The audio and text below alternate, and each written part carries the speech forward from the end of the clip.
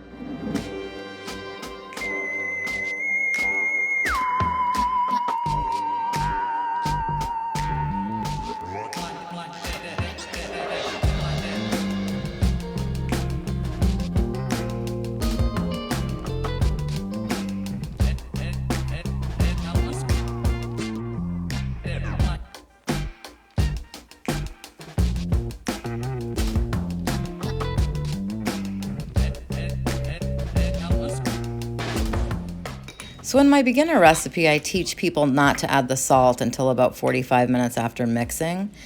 And the reason is because salt slows fermentation down. For this recipe, we want that.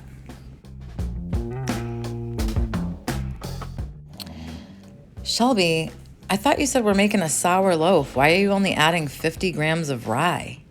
Well, because rye ferments really quickly. It releases enzymes as soon as it gets wet, and they start working on the flour really fast, and it's too much for the yeast to compete with. So we have to use a small amount in this particular type of sourdough. So you can add just bread flour. You need 1,000 grams total of flour. You do not want to add all-purpose flour though, okay? Because all-purpose doesn't withstand long fermentation like a higher protein flour does.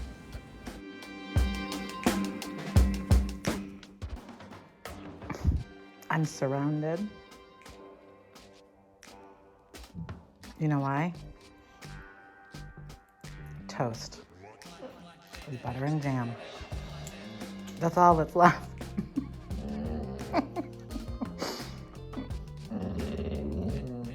Frankie, you're okay.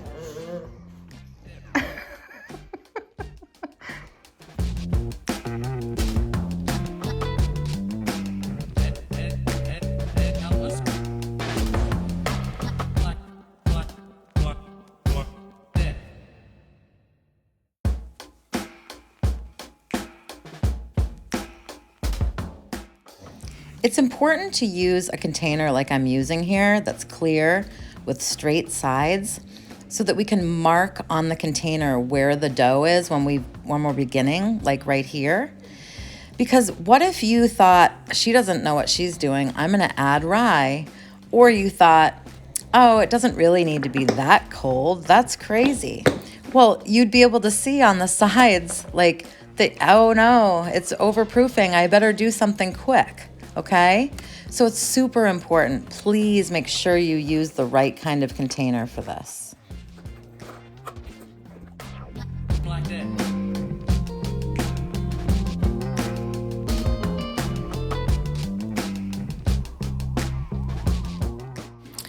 With this dough, I like to just do 3 sets of stretch and folds. So this first set I'm doing, I go sort of extra hard with it. I go around the bowl a few times, as you'll see, and that just strengthens the dough early on so that you don't have to stay up as late with this dough if you were hoping to go to bed earlier.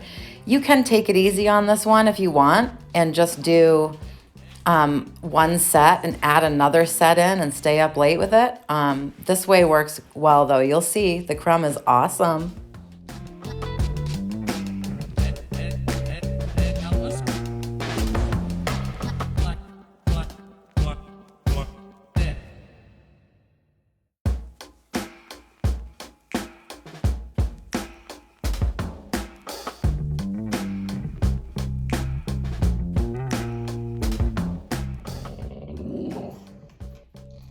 Say please.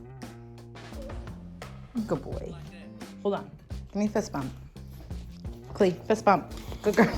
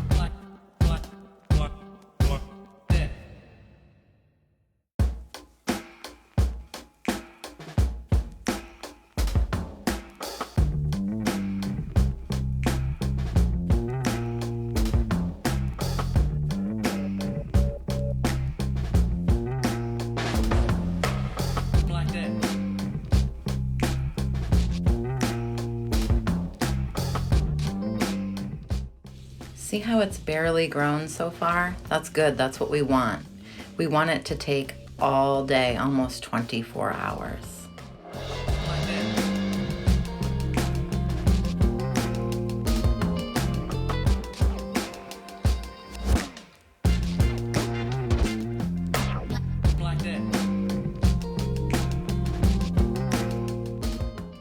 Now, because this dough is so chilly as compared to other types of rustic dough where it's like 80 degrees, we should let this dough ferment until it has grown or risen by about 75%, because it's not going to take it very long at all to cool to a retard state once it gets into the fridge, which is so different from a dough that's 75 or 80 degrees, which will take a while in the fridge to cool down internally.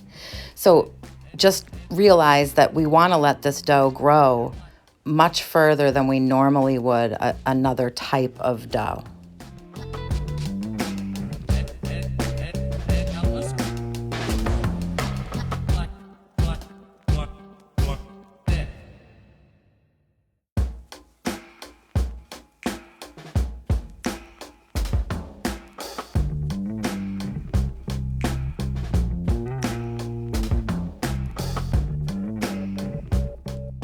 See that weird ridge in the dough? I was able to maneuver it to get underneath the dough. It worked really well, actually.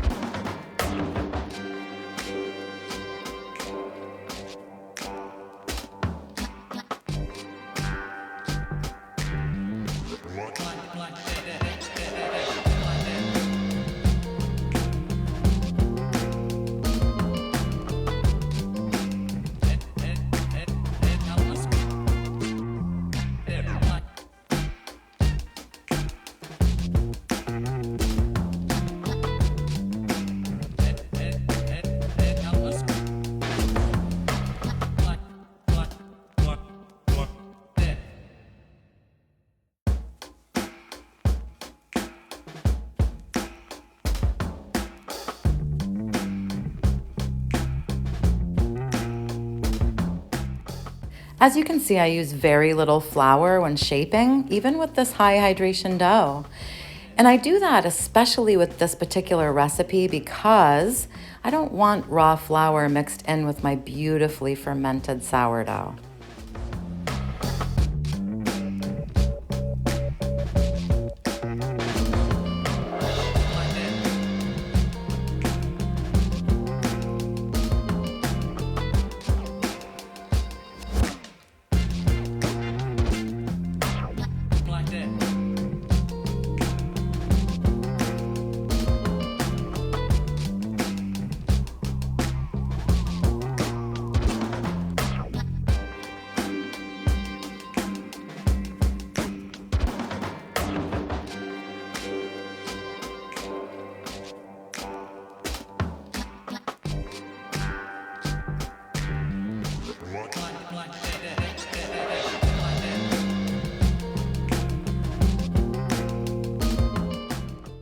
It's baking day. I have one of these fancy silicone bread slings. I love these. They're fantastic for this. And I just pick it up and flip it over.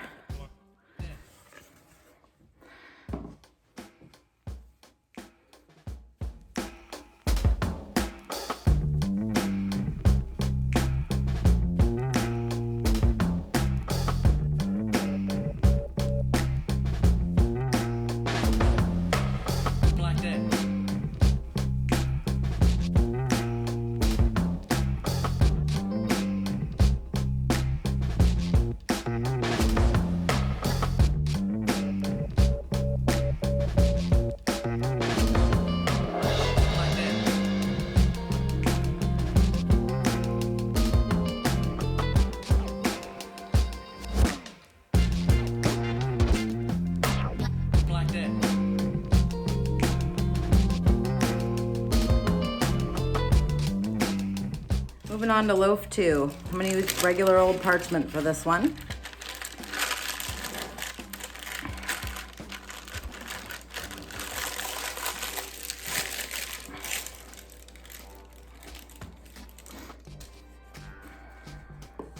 As you can see, rice flour works really well and allows the dough to just plop right out without sticking.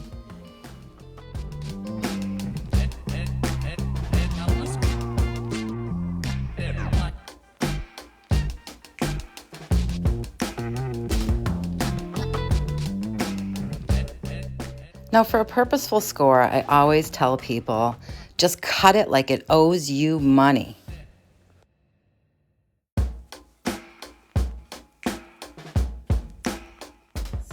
We're taking the lid off the first one.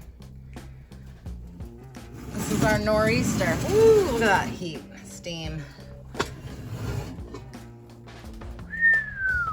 Oh yeah, looking great.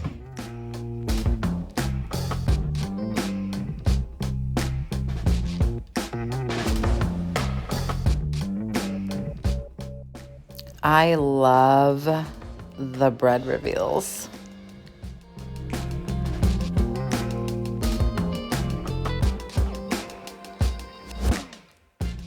Wow, she's beautiful. Holy guacamole.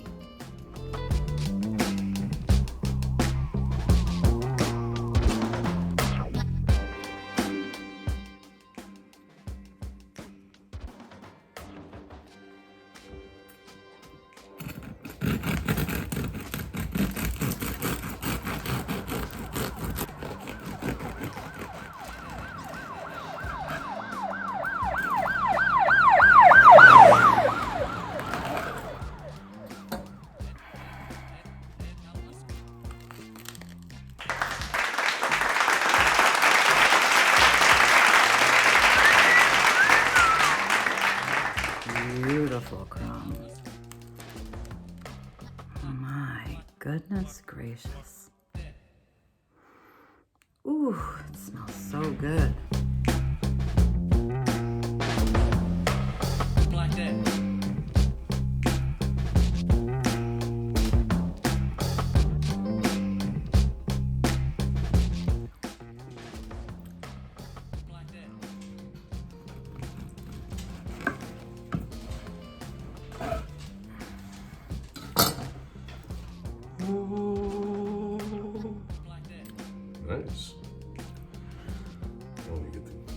Oh, it smells very sour. Like that.